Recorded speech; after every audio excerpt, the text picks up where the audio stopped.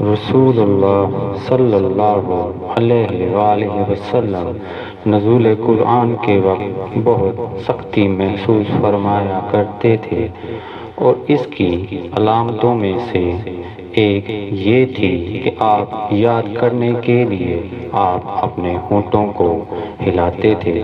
ابن عباس رضی اللہ تعالی عنہ نے کہا، میں اپنے ہونٹ ہلاتا ہوں جس طرح آپ ہلاتے تھے۔ سعید کہتے ہیں، میں بھی اپنے ہونٹ ہلاتا ہوں جس طرح ابن عباس رضی اللہ تعالی عنہ کو میں نے ہلاتے دیکھا۔ پھر انہوں نے اپنے ہونٹ ہلائے۔ ابن عباس رضی اللہ تعالی عنہ نے کہا، پھر یہ آیت اتری کہ اے محمد، قرآن کو جلد جلد یاد کرنے کے لیے اپنی زبان نہ ہلاؤ، اس کا جمع کر دینا اور پڑھا دینا ہمارا ذمہ ہے۔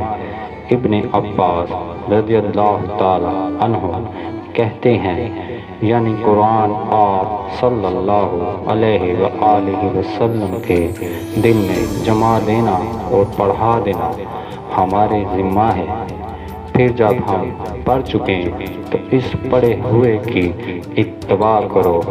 ابن عباس رضی اللہ تعالی عنہ فرماتے ہیں، اس کا مطلب یہ ہے کہ آپ اس کو خاموشی کے ساتھ سنتے رہو، اس کے بعد مطلب سمجھا دینا ہمارے ذمہ ہے۔